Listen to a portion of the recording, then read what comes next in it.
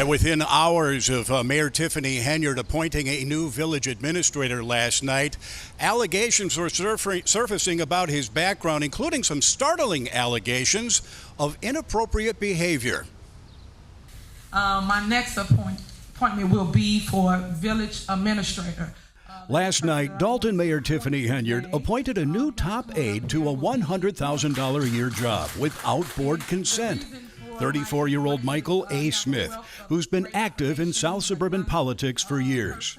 The reason for Mike is he have a wealth of great information. He's a young person and ex-politician. He knows the laws like the back of his hand. Perhaps that's because Smith has been in and out of trouble with the law for years. Public reporting shows Smith has been charged at least 8 times with crimes ranging from domestic battery to official misconduct. In 2012, Smith, then a young trustee in Dixmoor, resigned after pleading guilty to theft when he allegedly stole gasoline by posing as a police officer. Then in 2018, Smith was working as an assistant dean at Thornton Fractional High School when he was fired for sexual harassment of a female student, grooming a student with lascivious intent, and inappropriate aggressive behavior towards a male student. According to his termination letter, Smith was accused of contacting a 15-year-old female student on Snapchat with inappropriate comments and making her his girlfriend. We have a constant pattern of her hiring people without doing a proper background check and presenting it to the board. And that's our issue. That could pose a great danger to our community. Dalton trustees Brittany Norwood and Tammy Brown is alarming. Were not at last night's meeting when Smith was appointed. The 4 Dalton trustees opposed to Henyard postponed the meeting and say none of the action taken was legal. It's very interesting considering the fact that she didn't have a quorum. So I don't understand how someone could be appointed. Smith is replacing Henyard's previous hand-picked village administrator, Keith Freeman, who fell out of favor after he was charged with bankruptcy fraud and is now believed to be cooperating with an FBI investigation into Henyard. But Freeman is apparently still on the village payroll and filling the job. So can you have a second village administrator? No. We don't have the finances for that. As you all know, we are definitely in a financial bind, and we cannot afford 2 village administrators. Now, late this afternoon, Smith responded to these allegations through Bo Brindley, who is serving as Henyard's criminal defense attorney in her other case. Smith saying through Brindley that he was cleared of any wrongdoing in the matter at Thornton Fractional High School by DCFS. He also says all the charges in those other cases we talked about were dropped, save one in which he pled guilty and paid a $50 fine. And he goes on to say, and this is through the mayor's statement, says Mayor Henyard renounces efforts by any individual to denounce a man's character based on unfounded allegations and charges that have been dismissed. Now, Smith was already working today at Dalton Village Hall when we stopped by there earlier. Trustees say they are going to try to block that appointment when they meet again. This is absolutely traumatizing for any student, right? School just got started and we've learned 2 students and 2 teachers are dead and at least 9 others are injured. The suspect is a student as well at the high school, 14-year-old Colt Gray. He was engaged by 2 school resource officers, and that's when Gray gave himself up to police. And for the first time, we have a look at video from inside a classroom. One of those students spoke about the traumatizing ordeal. I heard screaming. And they unlocked my door and they came in with the flashlight and the guns and we had to have our hands up and stuff. And then that's when they took us outside. This is that video I was talking about, cell phone footage taken inside the Appalachia High School. One of their classrooms there shows students hunkered down in the back of the room as police officers in protective gear come for a safety check. The shooting happened after 10 this morning. The school was then placed on lockdown. Once classrooms were cleared, students then spilled onto the football field and were checked again one by one. School has been in session since August 1st. Over 1,800 students attend the school. Winder, Georgia is about 50 miles away from Atlanta. Classes are canceled for the rest of the week. One student described seeing someone shot right inside of a classroom. I thought it was fake until I heard more gunshots and screaming. I was like, oh. And then, yeah, they pushed me out to the side and they came in there told us to get our hands up. So we got out and we were walking out, and then we walked past, and like there was a room, and then there was a body, and there was like the gun laying on the ground. We heard like pieces literally everywhere, and it was like a chase going on in the halls, and then our math teacher got shot, and he was just laying there like in blood. And there are still a lot of questions. How did this 14-year-old get that gun? Did the gun belong to the parents? Those are all questions that will definitely come out. As for the shooter, though, he has been interviewed by the Georgia Bureau of Investigation. He will be charged as an adult. And prior to today's shooting, there has been 29 mass killings in the U.S. so far this year. The judge called these allegations absolutely horrific. Now, CTA's enhanced surveillance captured the suspect entering a train station around 4 a.m., then around 5 a.m. Video from inside a train with the suspect now having a mask on allegedly shows him committing these very heinous acts. Surveillance video released today showing the suspect walking into a CTA train station. Another camera capturing a witness narrowly escaping gunfire, jumping to the platform with the train in motion. His clothing matched the clothing he had on earlier. 30-year-old Ronnie Davis now charged with first-degree murder in the deaths of 60-year-old Adrian Collins, 28-year-old Simeon Bahesi, 64-year-old Margaret Miller, and a 52-year-old man unidentified. There were 3 sleeping passengers on board the car with the defendant. He walked up to the last row of seating next to the unoccupied conductors, and he shot the unnamed 52-year-old victim twice, once in the right side of his head and once in the back of his torso. Police say Davis went from train to train, allegedly randomly killing his victims near the Blue Line's Forest Park stop Monday. He escaped to a Pink Line train and was arrested by CPD. Illinois State Police Crime Lab compared the recovered shell casings from the scene to the gun recovered from the defendant's person. If they had some type of sensors, so like if you had like guns or something that you weren't supposed to have, that it could be detected. Well, they have those sensors at certain stations, just not at this station. Not here, and we need it, definitely. AI technology activated last month is aimed to alert authorities in real time of guns brandished on the L, only at select stations though, something this writer says needs to change. That would definitely make me feel more secure. Okay.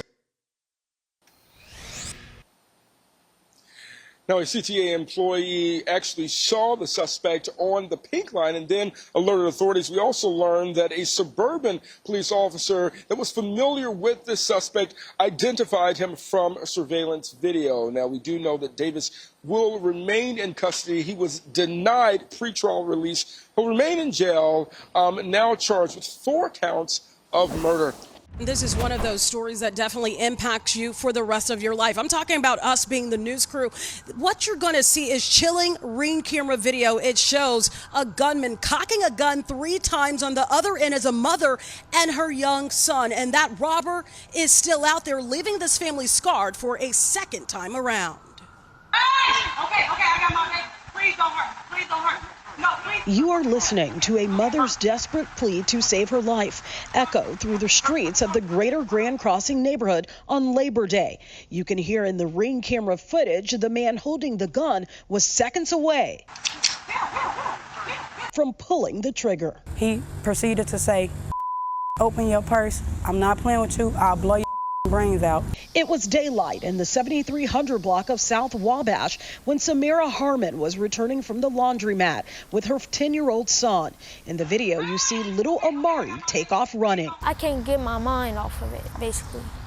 The robber took off with Harmon's ID, other items, and $1,700. But that wasn't all he took from the family. I haven't healed from the trauma of losing his father. I'm still dealing with that. That's really, really new. So for you to do this to me while I have my son, I'm gonna tell you what you did. I can't sleep at night. I'm terrified. I don't want to leave the house. My 10-year-old son is traumatized. You traumatized my baby.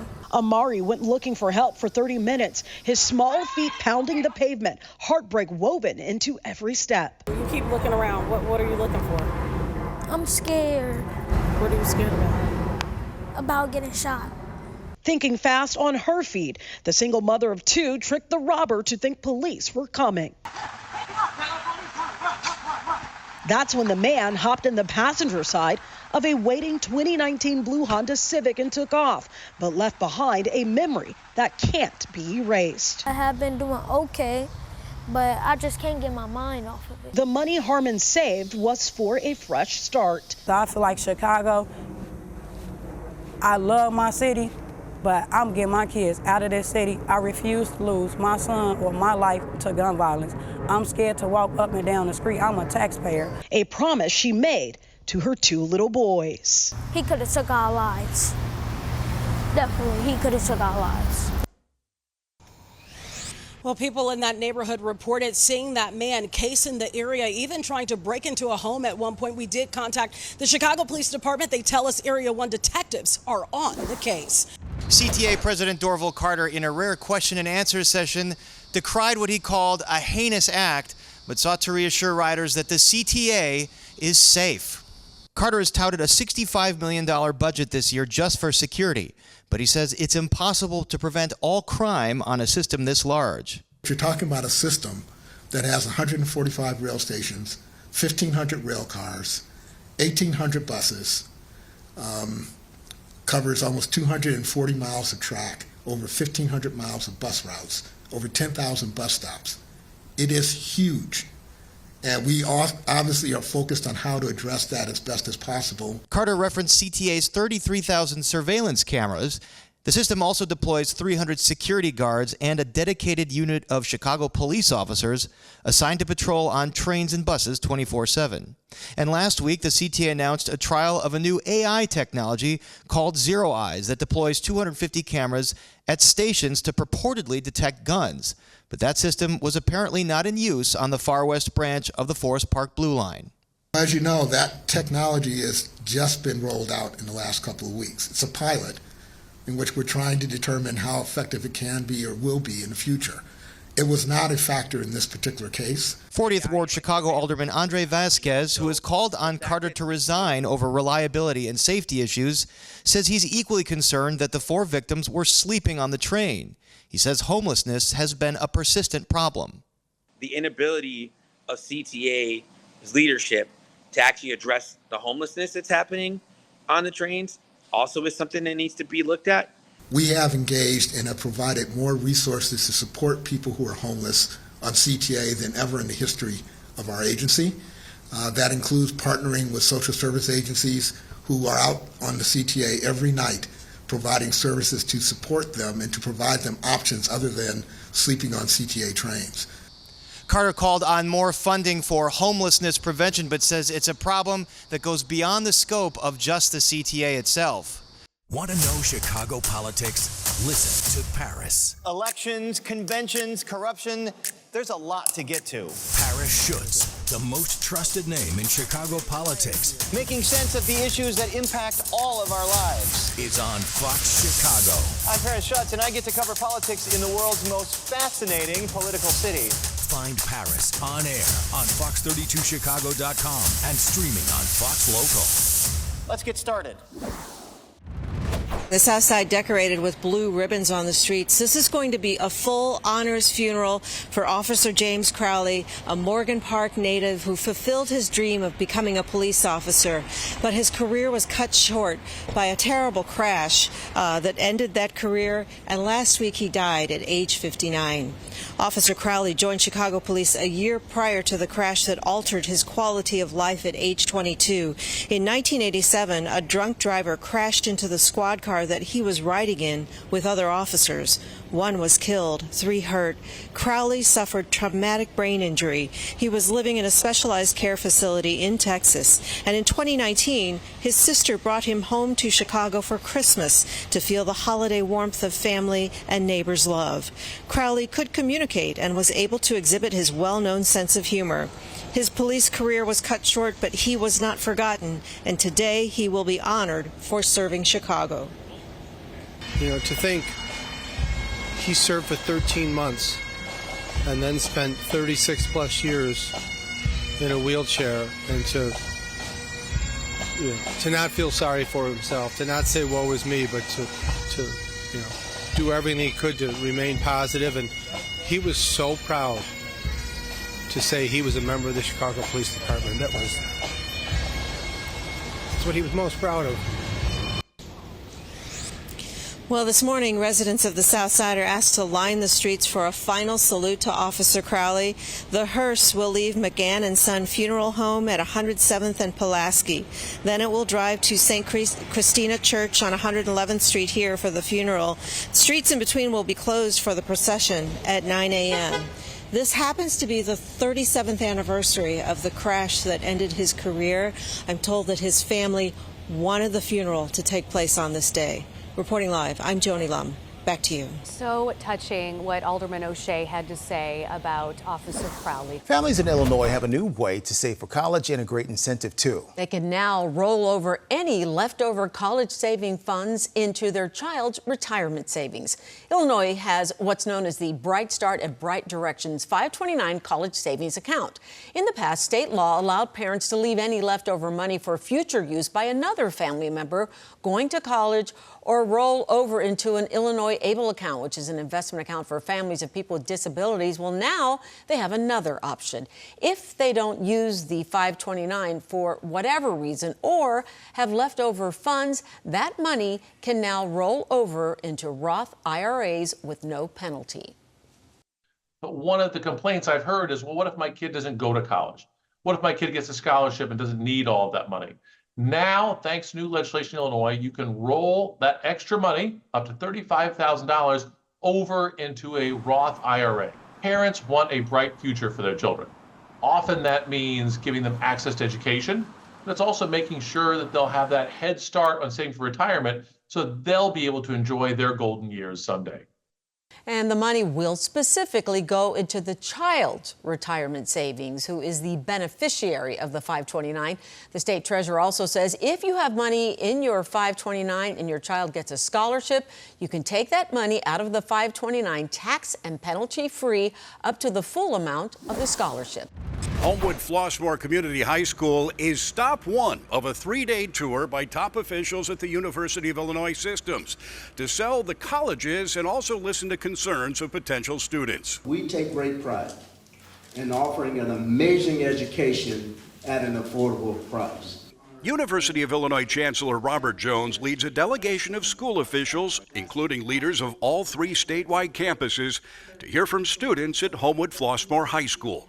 Based off of all the experiences you've had with students from your schools, like what's a key pivotal thing that students should invest their time in? It's just gratifying to be able to hear from these young people about their aspirations and for us to make sure they understand fundamentally that they have done well enough, they've worked hard enough, and please consider enrolling in one of the University of Illinois campuses. It's the 4th year they've done this tour, taking university officials all over the state, meeting with students and educators, and also businesses looking to partner up with the university. They're also working to combat the perception that the University of Illinois schools are too expensive and out of reach for low-income students. Well, the reality of the situation is we've kept our costs down in a draconian fashion the last 10 years. 8 of the last 10 years we've frozen tuition. So we've not raised it, and we've added more financial aid. They want to be wanted, even though they're academically, talented. They want to go somewhere where they feel wanted, and I think this goes a long way for making that happen. The U of I leadership team says over the past 10 years, they've boosted enrollment by 22,000 students at the Urbana, Chicago, and Springfield campuses in an effort to keep the best talent in the state attending school in the state. It's one of the worst days, of this job.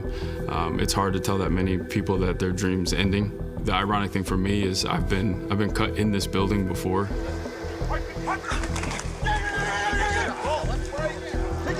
So I've been there. What I try to do is do a really good job giving feedback so they at least know the why behind it, and they can continue to work on their craft and hopefully have an opportunity at some point to make a football team.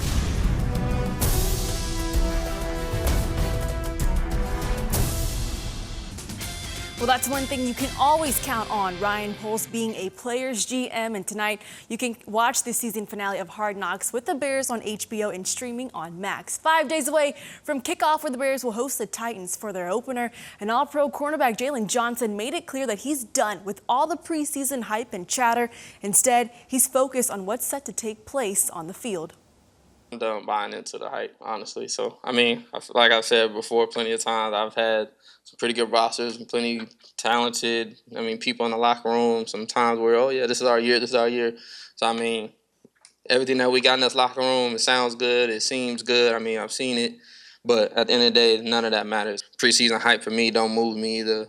I mean, Caleb, everybody, we all got to come in here. We got to work. Just top to bottom, myself. New contract year. I don't mean that no more. We got to come in here. We got to go to work.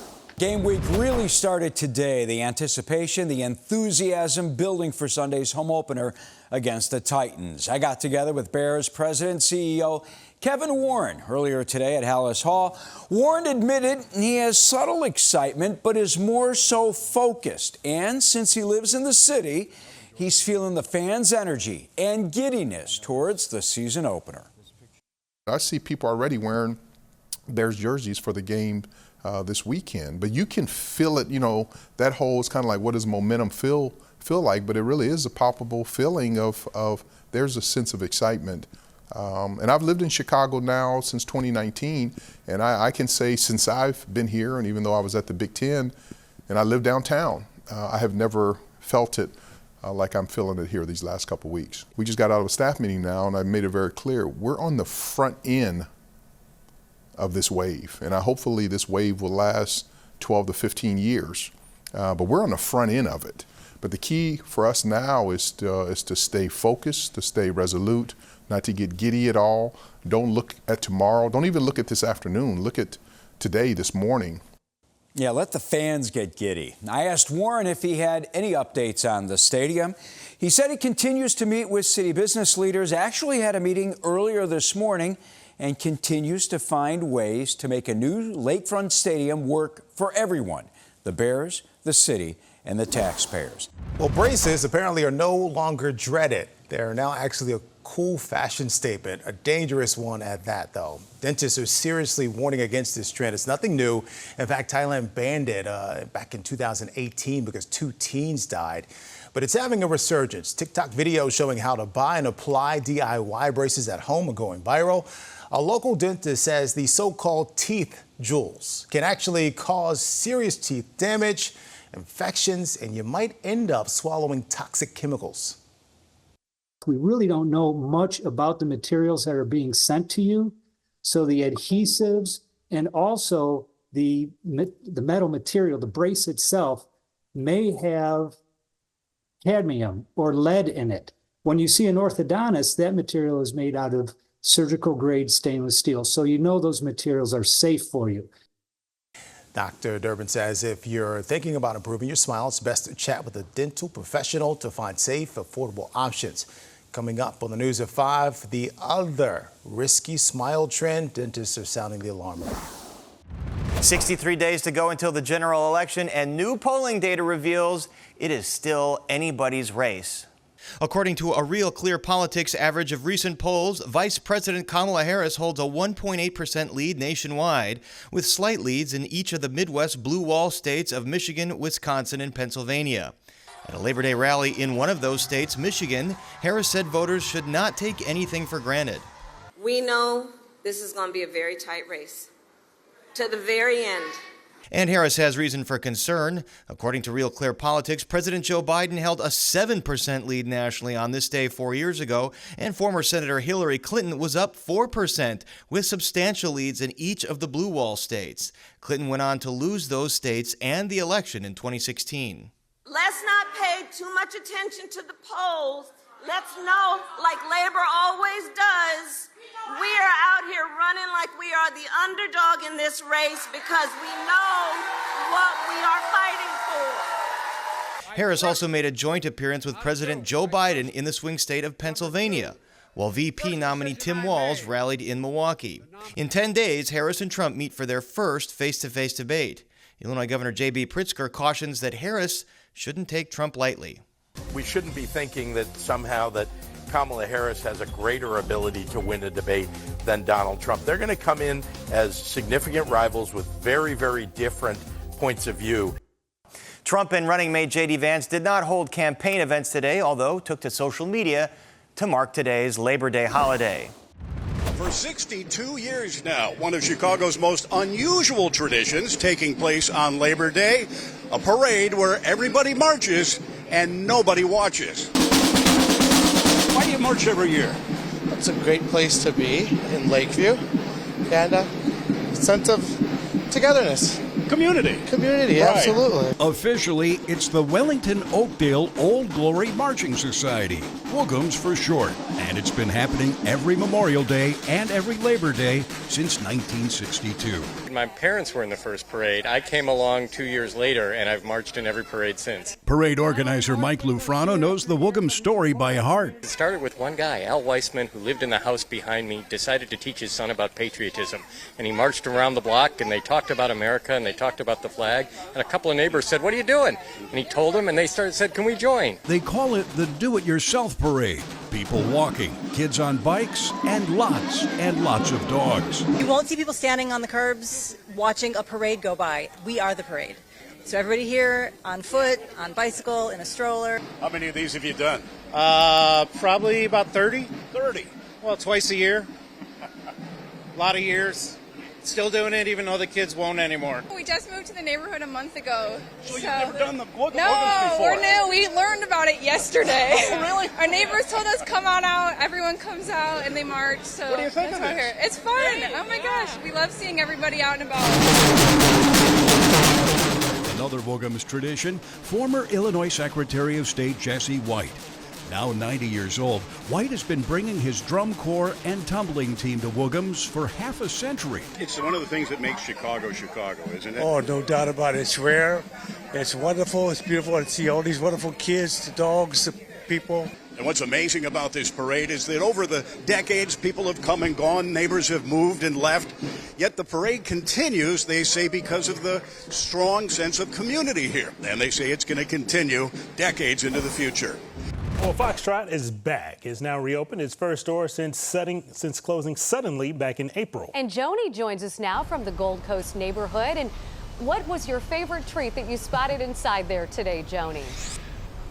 Well, I'm told that the Foxtrot gummies are the way to go, so I went over there. There's a nice display of candy, which I will go and see again. The loyal customers are saying it was like waking up from a bad dream, and now their store is back. This one here in the Gold Coast neighborhood, it is now open today. It reopened this morning with all those products that people love, the coffee and the candy and the food snacks, and it opened under the original founder and chairman. This is the first of 10 or 12 Foxtrot stores that's reopened after the abrupt closings in April. People remember that. It happened after Foxtrot was sold to Dom's, and then that company filed for bankruptcy.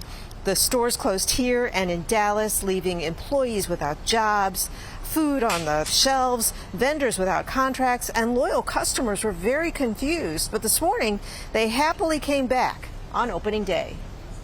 Come before work and get coffee and eat the breakfast tacos, and yeah, just the sudden ending was so sad. And then we saw it was reopening, and yeah, I think we were like the second people here when they opened. So What was that like? I mean, it's like we never left, you know. It was great. What did you do for all those months, though? I mean, I made coffee at home. It was terrible.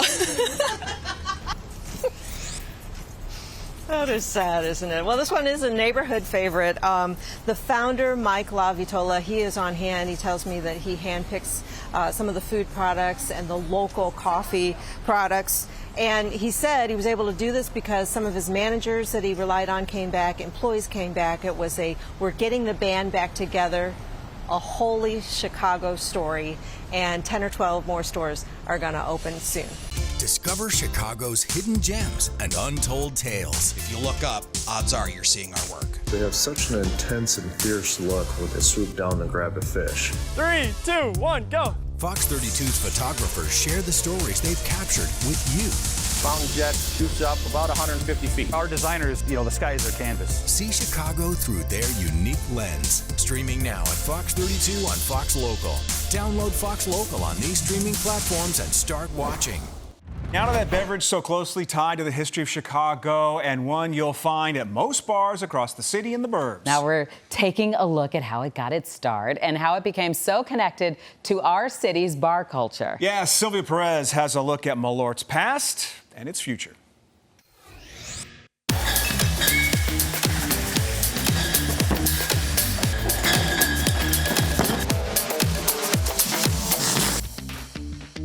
You can tell by their decor that Nice Lounge in Wrigleyville is all in when it comes to Malort.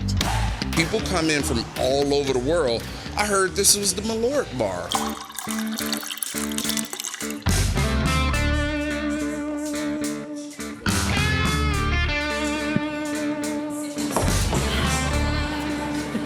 This hurts so good. Malort keeps all of our lights on. It keeps the bills paid. Jay Westbrook says the bar regularly orders some 31 gallons a week and goes through this stuff pretty fast. We're averaging about a beer barrel per order. For context, that's 31 gallons of Malort, hence the wall behind me. We go through a lot of Malort.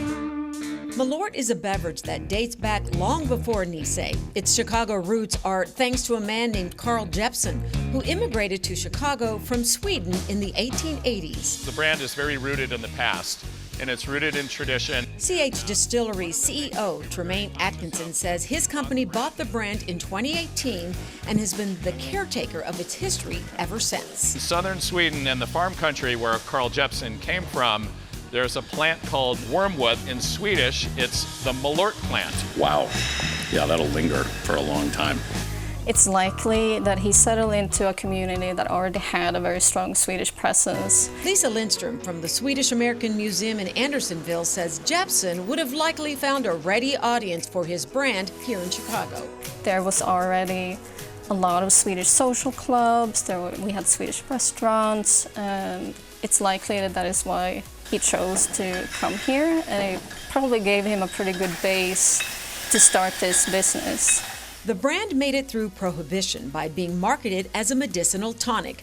After it was repealed, Jeppson sold the recipe to a local family. It was made here until production moved out of the state in the 90s, but was eventually brought back thanks to CH. Malort ultimately saw its quick rise in popularity largely due to a man named Sam Meckling, who was hooked at the very first shot. Tasting how it did, there's nothing else like it, and I was hooked. Meckling worked as a bartender and took it upon himself to get as many people as possible to taste Malort. He eventually made Malort t-shirts, which led to him connecting to the brand's owners and finding himself hired to do promotion work on their behalf. As time went on, and I continued to do good work and show myself to be a true fan, I got very close with the boss, and it's something that I'm more proud of than just about anything I've done in my career. Meckling played a big role in the brand's resurgence and joined with an old-style rep to create one of its most popular pairings, known as the Chicago Handshake. The Malort would definitely come in really strong, but the old style, nice and cold, would sort of be like throwing a bucket of water on a car fire, you know? Gradually, as the word about Malort spread, so did creative descriptions of its very unique flavor that has gained quite the reputation. If you take a grapefruit, a whole grapefruit, and just take a big bite out of it, that's kind of like taking a shot of Malort. The strong flavor comes from Malort's key ingredient, wormwood. Some people love it, and then some people hate it. And then there are a lot of people who love to hate it. So with a flavor like that, why do people keep coming back for more? This is a town of locals, and we like things that are a little bit tough, like we are. And Malort very much fits that category. These days, Malort is more popular than ever, and CH predicts it will only continue to grow from here. We're predicting that this year there will be about 10 million shots of Malort consumed. And of that, probably, 80% is in the city of Chicago. I think Malort is a perfect kind of analog for Chicago. Like, on first blush, we're a little bit rough and we're a little bit assertive, but if you give us time, you'll find that there's so much more going on, and there's such a great story. Malort is now sold in some 30 states, and CH says it plans to keep looking at expanding. Even more shocking, police say up to 15 people took part in stealing those packages. It happened in broad daylight, just steps from the CTA Pink Line station. As a UPS tractor trailer was traveling north on Kedzie, just past Cermak Road, a slight miscalculation was only the first in a series of bizarre events that unfolded next. Around 10:45 a.m., Chicago police say the semi struck a viaduct. Skyfox captured stunning video of its top peeled off like a tin can. The truck was moved from underneath the viaduct, and it was parked near the Pink Line's Kedzie stop. What happened next is jaw-dropping. Police say at least a dozen, but possibly up to 15 offenders helped themselves and began stealing random packages. Citizen app video shows the mound of boxes spilling from the trailer. In a statement, a spokeswoman with UPS said they are aware of the incident involving their driver, adding in part, "We are cooperating with the responding authorities in their investigation and respectfully defer questions about this incident to them." Now, as far as we know, that UPS driver was uninjured during this entire ordeal. It's unclear how many packages were stolen, and so far, police say none of those thieves have been arrested. See Chicago with a new perspective. Join Fox 32's drone pilots for the ultimate Chicago tour. We'll see you at the Flight Club, streaming now at Fox 32 on Fox Local. Download and watch today. Well, I don't know about skill, but the next outing, Anita, Brian, we're coming here. And when they give you the smock, put it on, because look at the mess I made. It's so fun here. They have spin art, all sorts of interactive art experiences, whether it's for a date night, maybe a kid party. We're about to learn something called... Is it drip bear? Fluid bear. Oh, it's a fluid bear. Okay, we have Kat Naughton. She's an art instructor here at Shot of Art in Westtown. And so show us what this is all about. Great. So these are our fluid bears. Do you want me? Beautiful. You want me to make some paint? I want you to do it. So I'm going to have you layer these 3 different colors into this cup. So you're going to pour to the one line, and then the next, and then the next. And what we're doing is we're stacking 3 different colors of our paints that I already got a little mixed up. So we got a couple different ingredients in here. Okay. So we stack our 3 colors into this one cup, and then you're going to take that cup and you're going to pour it over the head of this bear. Okay, just pour it? Yeah. So all 3 colors are going to start dripping out. I think this is one of the visually most stunning things that we do here. Like, it looks kind of like a lava lamp. Yes, I absolutely love that. So you do this as a group? Yeah. So you can do it as a group. Everybody gets their own bear. They get to pick out their own colors. We've had kids parties, bachelorette parties. Like, everybody loves to come in and do the bears. Wow. And so I tell you, what a cool job. How did you end up doing this? Well, I love to make art and I love to talk to people, so why not teach art? Yeah, you found the perfect place for you, right? Yes, absolutely. Okay, so tell me, what is your most common thing? You have birthday parties and everything, but is it date night? It's mostly date nights. We see a lot of dates, which means that I'm now a professional third wheel, which is pretty nice. And what is it about this experience that is great for a date night? And are they first dates? I mean, is this a good icebreaker or what? Sometimes they're first dates. That makes it a little bit more awkward. I see a lot more like anniversaries and like people coming here to like celebrate something. Yeah, see, I think it would be really fun just to bring your family, and I guess you get a lot of that too, because it's something everybody can do together and not make a mess at home. You make it here. Yeah, absolutely. I clean up after you, so you get to go home to a clean house. Okay, so there's the spin art, and tell me how that works. You got a couple options? Yeah, so we have our spinning class where we have these giant mechanical spinners. We screw a canvas on there, so you're throwing paint at the canvas while it's spinning. We also do a shooting and spinning class where we hang up water balloons filled with paint. Then you're using a BB gun to shoot those balloons down onto your canvas. Oh, fun. So they get to really make a mess here and then take home an artwork. Yeah, absolutely. Okay, great. So tell people how they can find you, and do they, obviously they need to make a reservation. Yes, so we are reservation only. You can book a reservation on our website, which is just shotofart.com. And party sizes, up to how many people in a party? Parties start at 6, but we've rented out the entire building to about 80 people. Oh, yeah? Oh, the entire building? That would be a fun. I'm telling you, Fox 32 outing. All of us here. She'll teach us what to do. Sounds like fun to me. The kids are back to school, but the learning doesn't have to stop when they leave the classroom for the day. Lori Schacht is the chief toy officer for the Toy Insider. She has a bunch of great options that'll teach your little ones new skills. And Lori, we can't wait to dive right in here. So let's show me what you brought. Yeah, and you know, you're never too young. Like, learning starts as soon as kids are born. So let's start with something for kids as young as 12 months old. This is our Play Tab module activity set. So I have a couple of them for you to play with. So the interesting thing is, you buy the board blank and then you buy the modules that go in. 6 fit in the board, but they're magnetic. So they can go on the fridge, they can go in the dishwasher, so kids can play with them anywhere. But it introduces kids to numbers, to textures, to colors. So many things to keep them busy, and there's 12 different choices to choose from. So Great you can idea. Mix them out, right? It is so cute. Always entertaining. And then the Play-Doh, big hit at my house. Well, everyone's house. So not only because of the imagination kids will use as they scoot around on this Play-Doh pizza delivery scooter playset, but also because maybe it'll spark a little entrepreneurial spirit, right? Comes with 10 cans of the Play-Doh, molds all over. Kids are gonna make pizza. They'll beep when it's ready. The back is an oven. There's a phone to take delivery orders. I made you a donut. Oh, thank you. It looks delicious. Ice cream, just in case. So all kinds of things, toppings for the pizza, pizza cutter. I mean, just everything that kids can imagine. Yes, so really good. Fun, right? I pretend to eat at least daily at my house, and it's usually Play-Doh that I do that with, or bath water.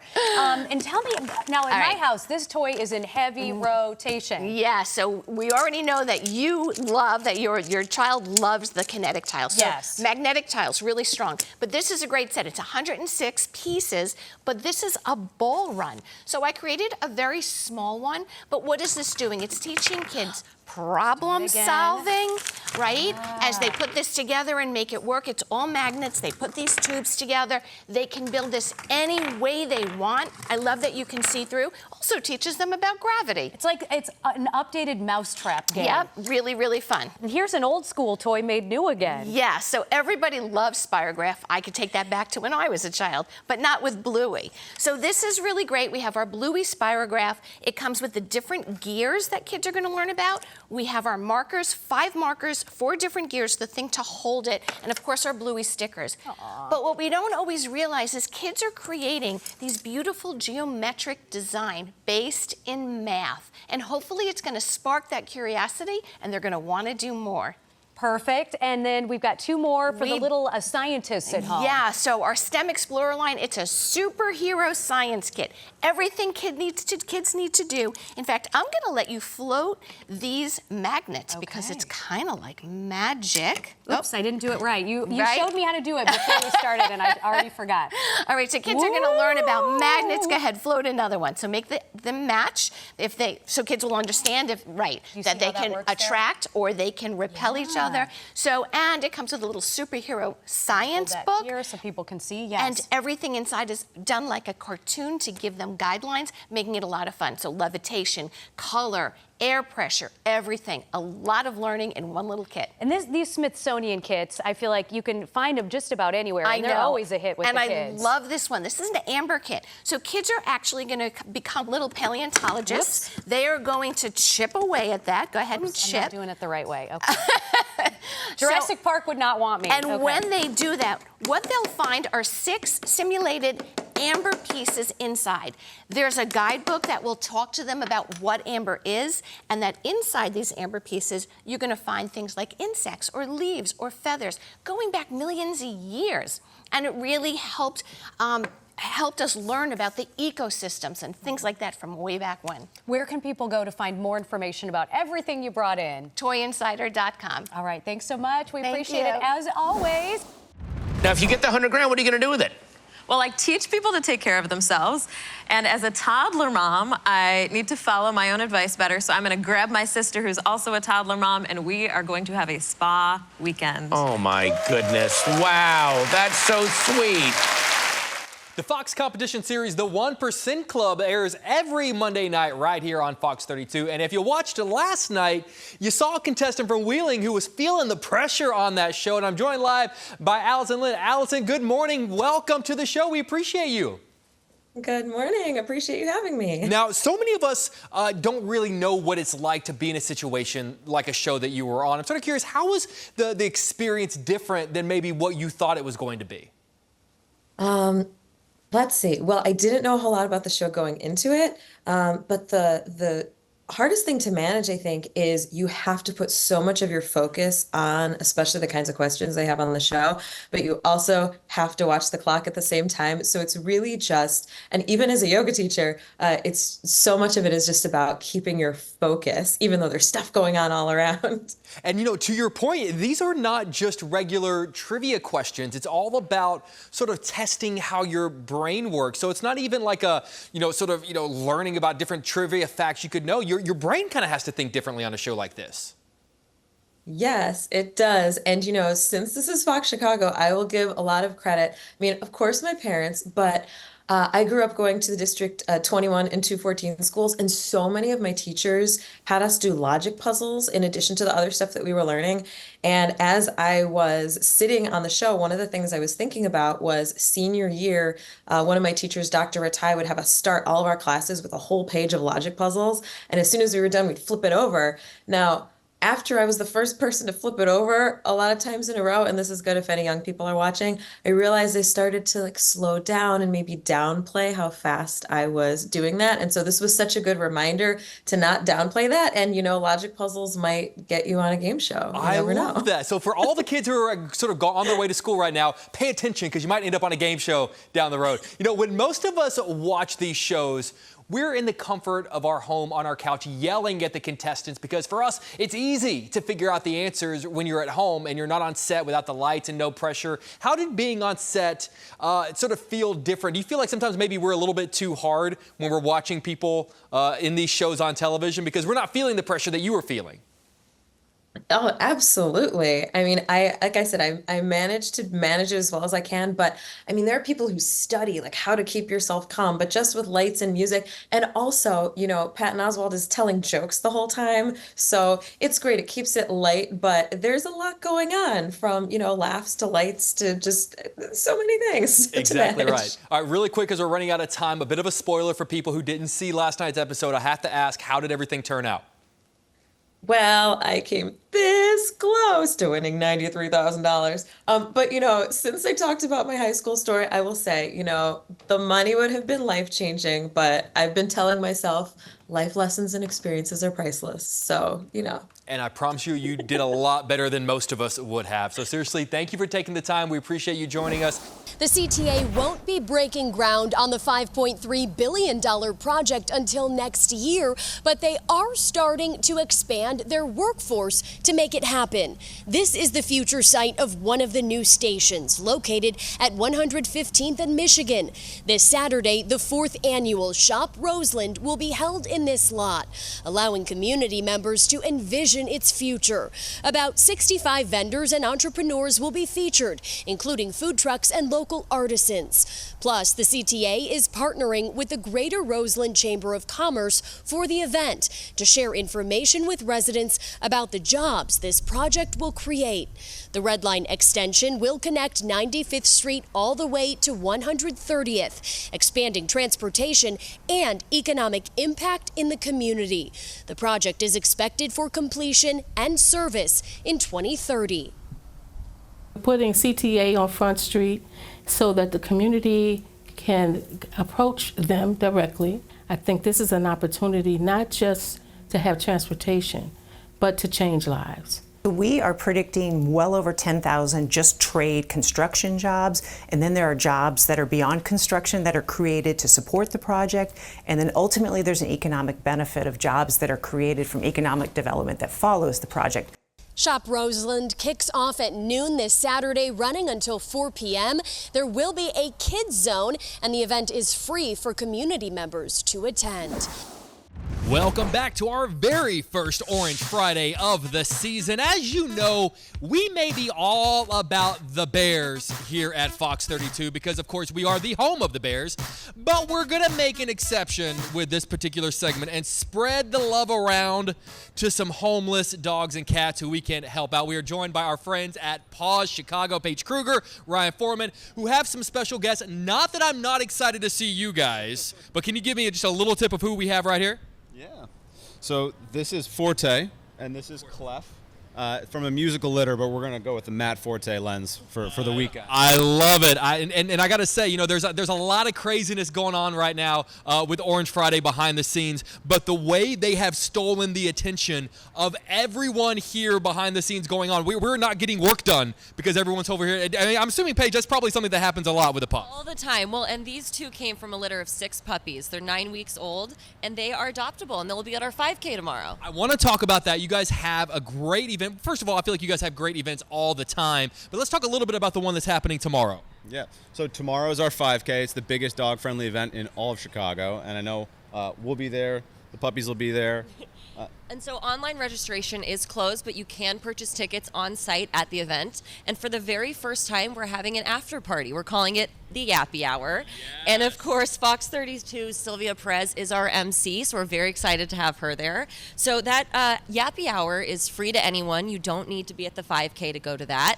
And we do have a dog beauty and personality contest that is a $10 registration. And of course, all those funds go back to Paws Chicago. And I want to talk about that because you guys have so many incredible events that we love talking about, whether it's this one or the fur ball or animal magnetism, and they're a great time. We love going out and having a great time and getting dressed up and playing with the pups and everything, but ultimately there's a reason these things happen, and it's to raise funds to help the lives of homeless dogs and cats. Of course, and just this week, Paws Chicago helped the Humane Society of Southern Illinois. They unfortunately are closing their doors, so we stepped up to take in a couple of animals. We took in 19 this past Saturday and 22 on Wednesday. We want to be there to help animals when they need our help. Love that. And so for people who can't make it, or maybe they're looking ahead to fur ball or any of the other events that they want to learn more about, where can they find more information? PawsChicago.org. Okay, I'm going to trade off with you. I'm going to put this down. I'm going to give you that. Don't say anything bad. We're live on TV, for God's sake. Look at Mike. Yeah. Hold on. As I toss it back to Mike Kaplan, look at this face. Look at this face, Mike. No, I know. I met those dogs. I like them both, but that one, I love that gray and white. Oh, no, I like that. That face is better.